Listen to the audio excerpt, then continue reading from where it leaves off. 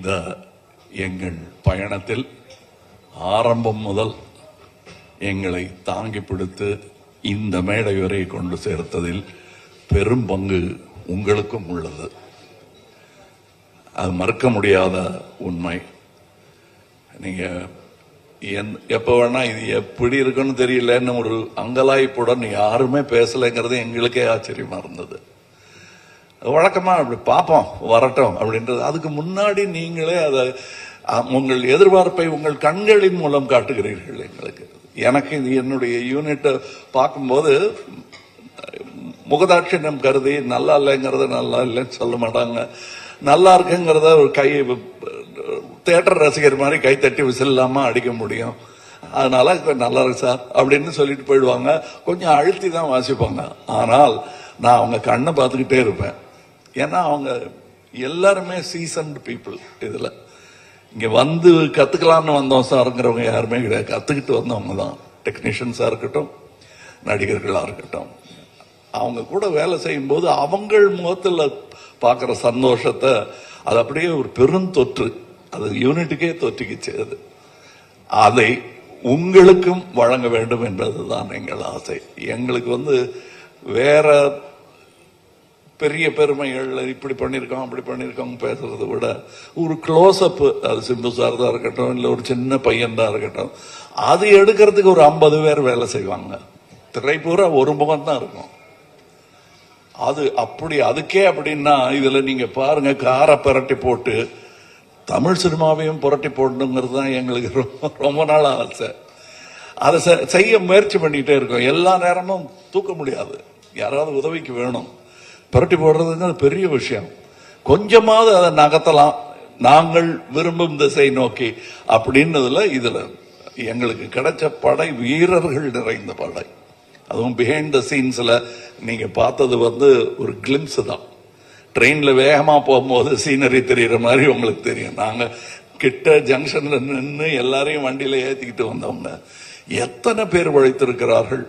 International தரத்தில் இருக்கும் எங்கள் டெக்னீஷியன்ஸ். நிஜமாவே வெளிநாட்டில இருந்து வேலை செஞ்சவங்க, இங்கிருந்து வேலை செஞ்சவங்க வெளிநாட்டுக்காரங்க பாராட்டுற அளவுக்கு வேலை செஞ்சிருக்காங்கிறது தான் என்னுடைய தாழ்மையான கருத்து. உதாரணம், மணிரத்னம் சாரை பத்தி சொல்ல வேண்டாம். மணிரத்னம் பிலிம் அப்படின்னு போட்டுக்கொள்வதற்கான எல்லா தகுதியும் கிட்டத்தட்ட 40 வருஷத்துக்கு முன்னாடியே அவர் பெற்றுட்டார். இது இட்ஸ் அ மணிரத்னம் பிலிம். இவர்களைப் போலவே எனக்கு அவர் படத்தில் நடிப்பது, நாசருக்கு நாயகன் போது எப்படி இருந்ததோ அந்த மாதிரி இருந்தது எனக்கு. ஏன்னா நான் பார்த்த அந்த இளைஞர் மணி இன்னைக்கு ஞானியாக, சினிமா ஞானியாக மாறி இருக்கிறார். எனக்கு பட்டம் கொடுத்திருக்கிறாங்க அந்த மாதிரி. சோ அவர் கூட வேலை செய்யறது எனக்கு குதூகலமா இருந்தது என்பதுதான் உண்மை. அது எல்லாருக்கும் தெரியும், படம் பார்க்கும்போது தெரியும். அந்த எங்க செட்ல இருந்து எங்களை பார்த்தவங்களுக்கும் அது புரியும். இதுல இருக்கிற டெக்னீஷியன்ஸ், எடிட்டர், ஒரு ட்ரெய்லர்லயே தூக்கிட்டாங்க மணியும் அவரும் சேர்ந்து. அது ஒரு சூப்பர் ஹிட் பண்ணிட்டாங்க. அதெல்லாம் நல்ல சிறந்த டெக்னீஷியன்கள், பதட்டம் இல்லாமல் எந்த பெரிய இடையூறுகளையும் தாண்டும் அந்த லாபகம் அவர்களுக்கு இருக்கிறது. அதே மாதிரி ரவி கே சந்திரன் இந்நேரம் அமெரிக்காவில் படம் எடுத்துட்டு இருக்க வேண்டியது, அது 20 வருஷம் முன்னாடியே எழுந்திருக்க வேண்டியது. மருதநாயகம் அதோடைய சினிமாட்டோகிராஃபர் அவருடன் முழுவதுமாக ஒரு முழு படத்தை முடித்தேன் என்ற பெருமை. அது பாதியில் விட்டோங்கிற வருத்தம் எனக்கு ரொம்ப உண்டு. ஆனால் அதில் இந்த படத்தின் மூலம் அதில் இருந்ததை விட இன்னும் சிறந்த சினிமாட்டோகிராஃபராக அவர் திரண்டு வந்திருக்கிறார் எங்களுக்காக. அது தெரியும், படத்துல பார்த்தா பேசுவாங்க. அதை நான் சினிமா விமர்சகர்களிடம் விட்டு விடுகிறேன். அவருக்கு நல்ல பெயர் கிடைக்கணும். நானும் சினிமா விமர்சகன் தான், நானும் சினிமா ரசிகன் தான். நான் சுவைத்த விஷயத்தை உங்களுக்கு நான் சொல்லுகிறேன். வியாபாரம் வெற்றி பெறணும், அதெல்லாம் ஓகே. என் சினிமாவும் வெல்ல வேண்டும் என்பதுதான் ஆரம்ப காலத்திலிருந்து நாங்கள் அதான் ஒரே மாதிரி எண்ணம் உடையவர்களுடன் பேசிக்கொண்டு நாங்க செட்டில் இருக்கும்போது மணி சார் ஆகட்டும், நடுவில் போய் பேச டைம் இருக்காது. அதுவும் டெக்னீஷியன்ஸுக்கு மேலையும் கீழையும் பார்த்துக்கிட்டு ஒரு மாதிரி சித்தர் மாதிரி அலைஞ்சிட்டு அதுக்கு நடுவில் நாங்க பேசுறது கூட அரட்டையா இருக்காது. லஞ்சில் உட்காந்து பேசுறது கூட சினிமாவை பத்தியா இருக்கும், வேற ஒருத்தர் எடுத்த நல்ல சினிமாவை பத்தியா இருக்கும். இப்படி ஒரு அற்புதமான சூழலில் நாங்கள் இந்த படத்தை எடுத்திருக்கணும். இந்த மாதிரி ஆரோக்கியமான ஒரு சூழல் ஐமைவதே எவ்வளவு பணம் கொடுத்தாலும் கிடைக்காது.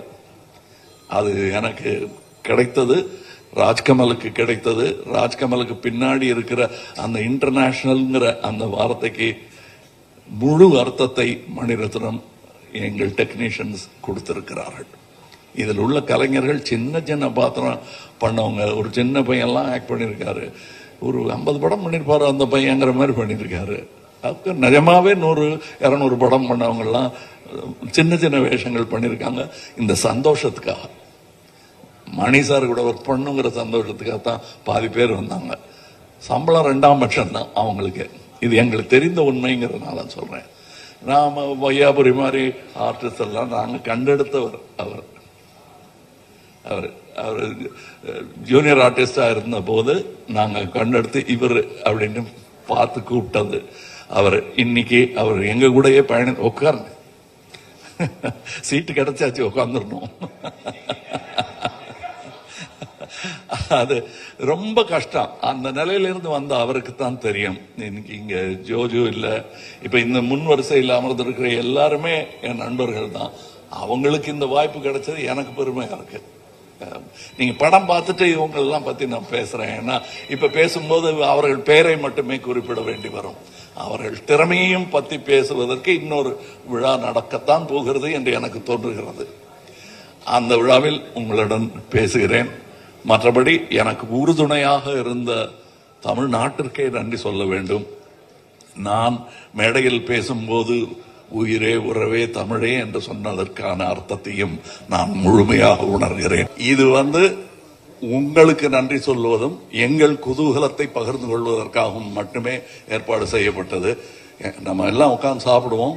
இன்னும் பேச வேண்டியது நிறைய இருக்கு. அது தக் லைஃப் சம்பந்தப்பட்டது இல்லை, அது அப்புறம் பேசுவோம். கண்டிப்பா அதற்கான நேரத்தை ஒதுக்கி தர வேண்டியது என் கடமை தமிழனாக. நன்றி, வணக்கம்.